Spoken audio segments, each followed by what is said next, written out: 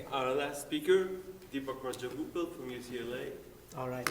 Thank you, Gal and David, for the invitation, and thanks to CFAR for hosting this.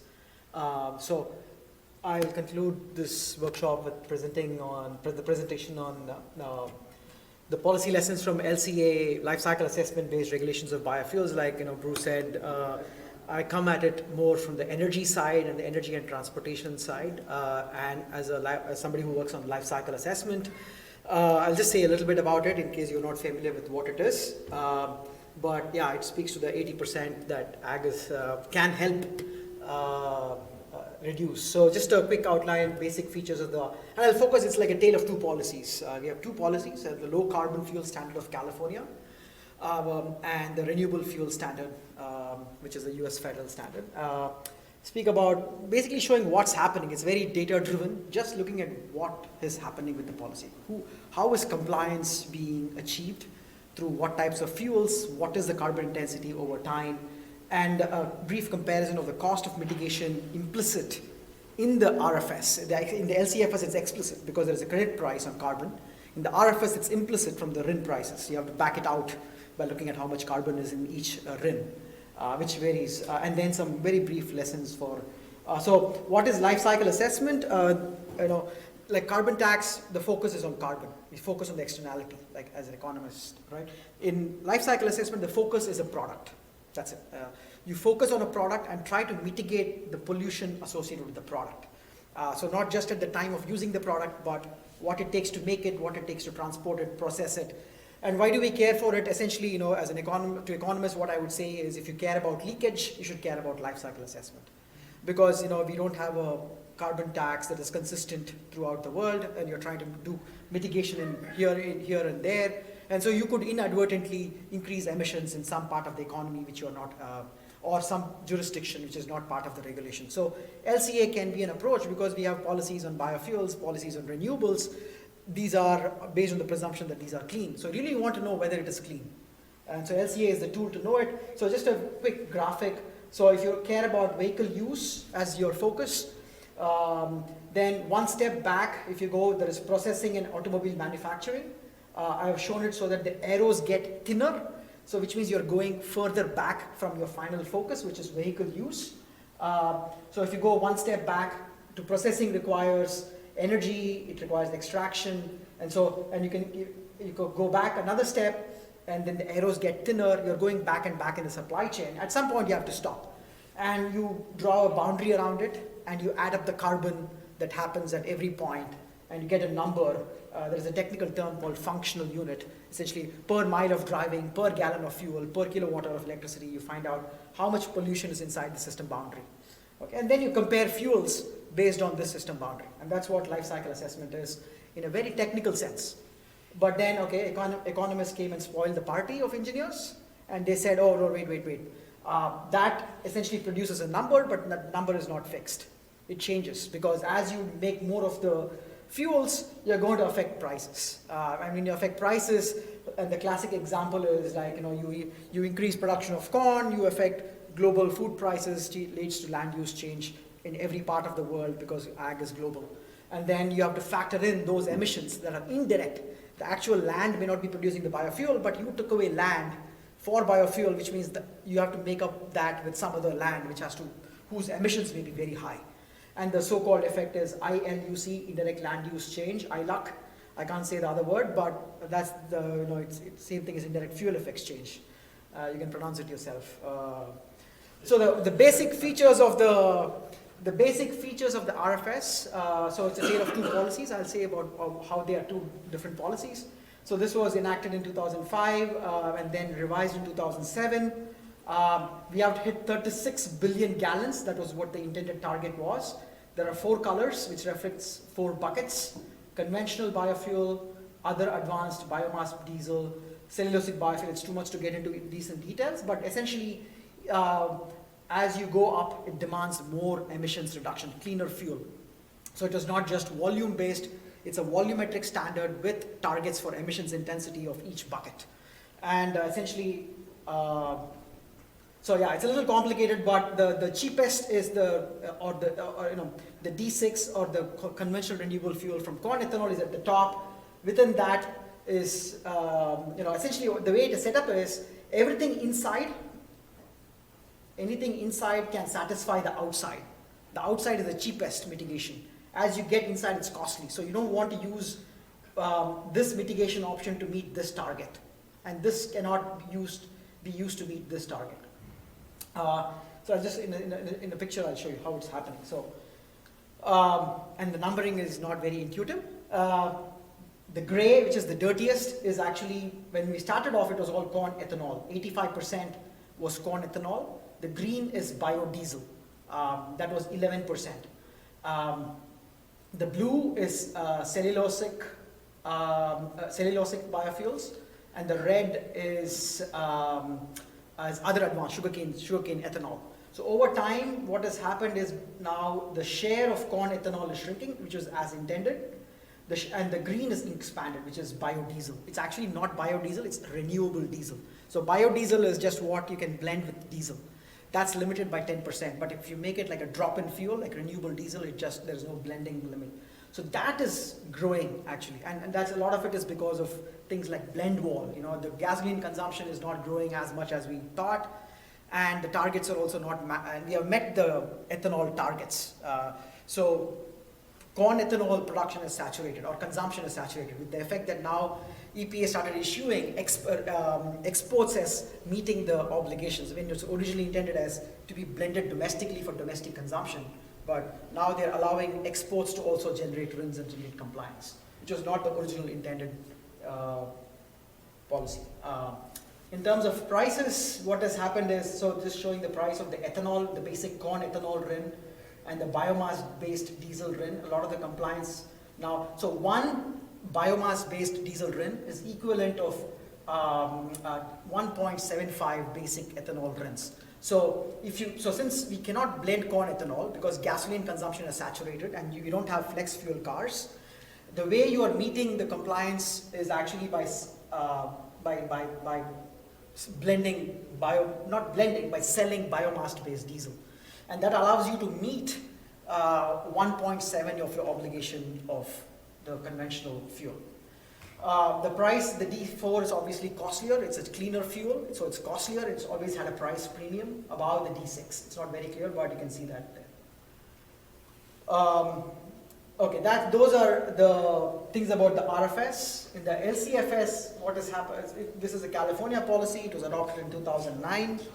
The original target was a 10% reduction in carbon intensity of transportation. All fuels sold in California should come down by 10%. It's a sales weighted average of the pool by 2020.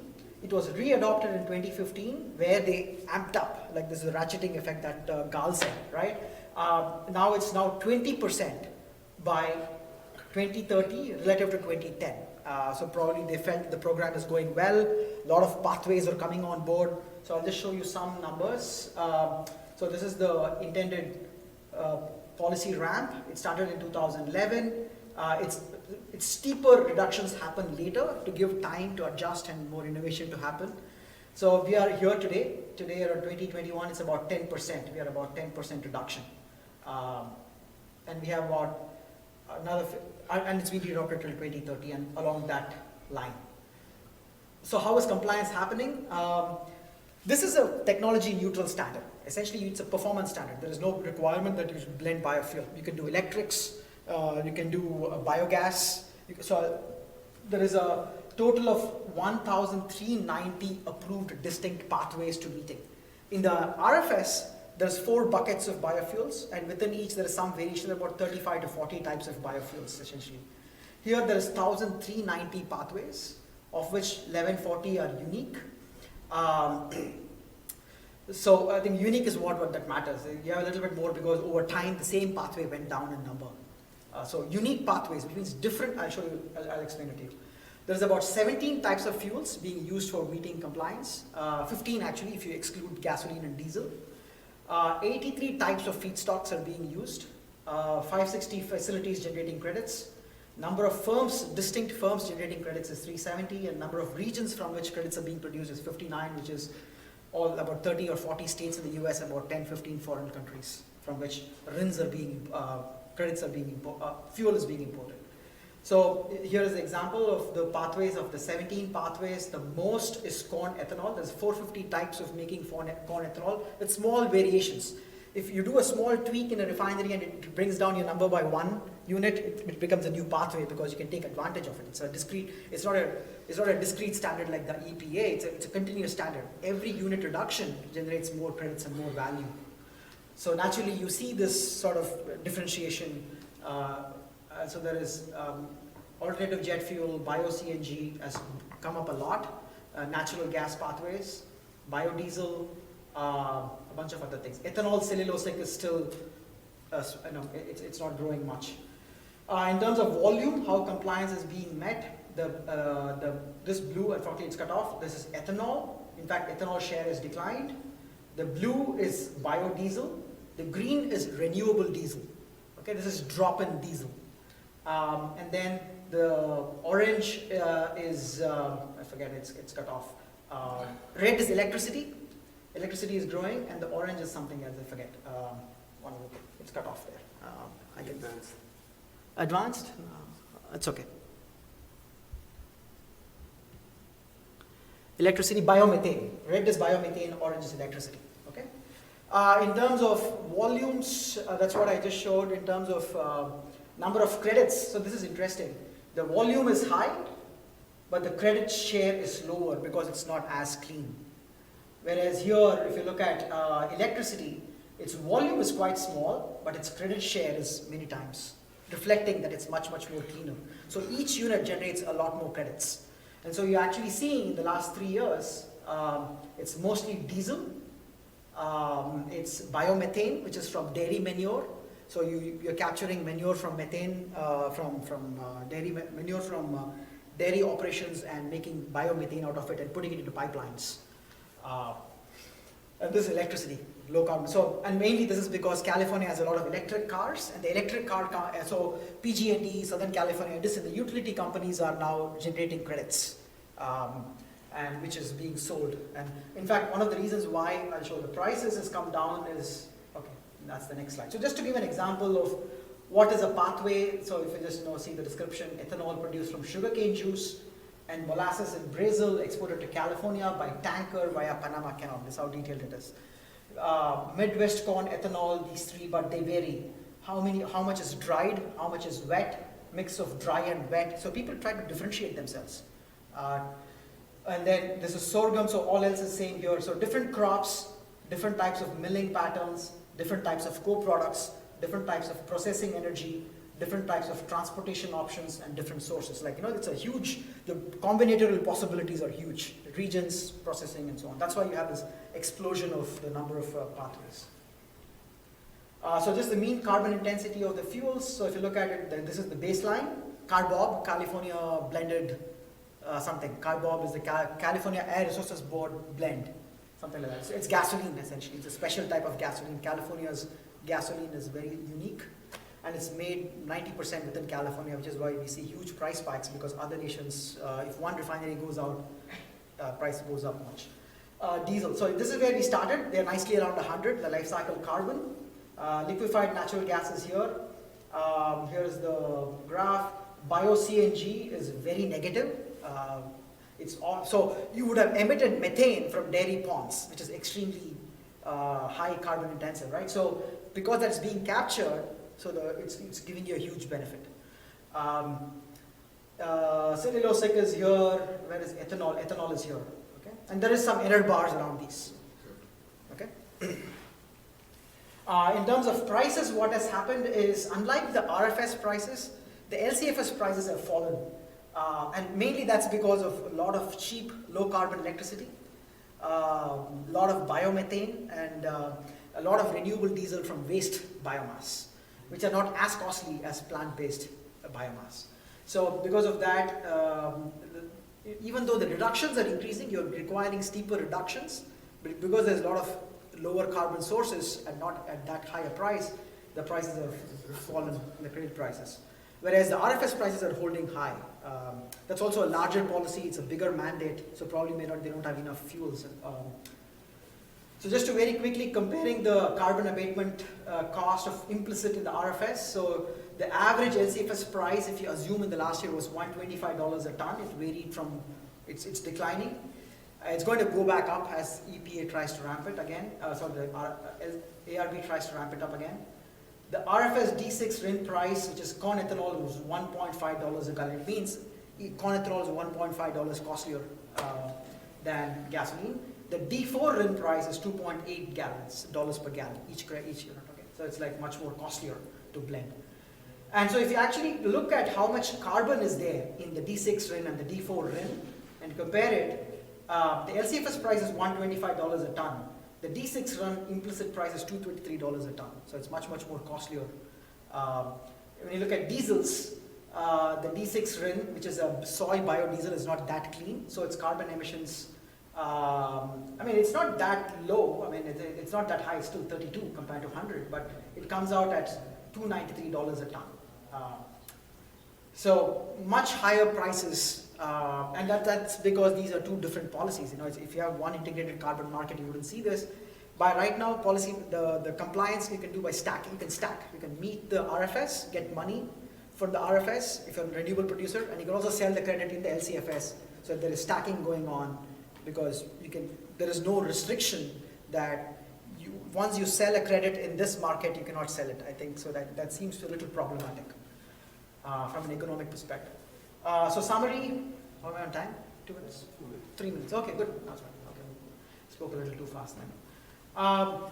So summary trends, essentially blend wall constraints plus cellulosic biofuel waivers are diminishing incentive to invest in cellulosic biofuels. I mean, cellulosic biofuel breakthroughs are not coming along. Part of it is also the cellulosic biofuel people will say that these repeated issuance of waivers is also diminishing incentive to invest in cellulosic biofuels. But even then, ethanol faces a problem because of blend wall constraints. So there are two things, like ethanol as a fuel and cellulosic biofuel as a source. They both face some constraints for different reasons.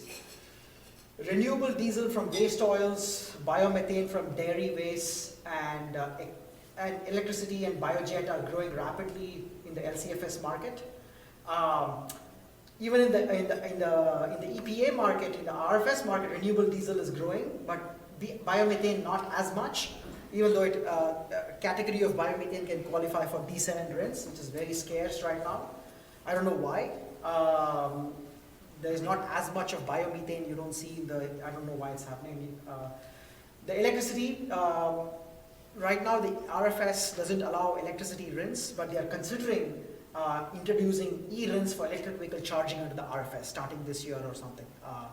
And I don't know, the ag industry may not like it as much, but essentially electric automakers, charging service providers, and utility companies might be able to generate electric RINs for compliance with the RFS. I mean, that's under consideration. It's not, nothing is in. That's what I read, and it's based on reading some report. So prices under the RFS are higher, targets are increasing. So yeah, there are some questions. I don't know why biomethane and biojet are not as much used, even though they are allowed. But they're used a lot and stacking is allowed. So why are they, if stacking is allowed, why is it not also being sold in large quantities? I don't get it. So crop-based and cellulosic biofuel continue to face challenges. So in terms of policy lessons, I think the LCFS approach simply based on the fact that there is an incentive to continually innovate and differentiate yourself. You're seeing a lot of pathways, and that's something you want to see. The RFS is a discrete approach, 4 buckets. There's no incentive to get cleaner within the bucket. You sit there. LCFS, here's the other thing from an ag perspective. All these, LCFS doesn't really pay much attention to how clean the crop is produced. There is variation between crops that is exploited, corn versus sugarcane versus sorghum, but cleaner corn versus dirty corn is not right now differentiated. If you see the pathways, nobody says corn with cover crops, corn soil rotation, which are obviously better for the soil. Those are not incentivized. You're just purely looking at greenhouse gases, and even there you are losing the variation across farms. And yeah, I mean, there's a fragmented policy landscape with stacking of credits, and focusing only on GHG could have unintended non-GHG effects. Just last slide, we did and because I said we need to look at wastes. We did a paper, it was in Nature Energy a couple of years back, where we looked at 30 categories of waste biomass, looked at around 8 types of biofuels, and looked at the complete life cycle. But I can talk about it more. And we did a spatial analysis of what biofuel you should produce to maximize carbon benefits. And that's it.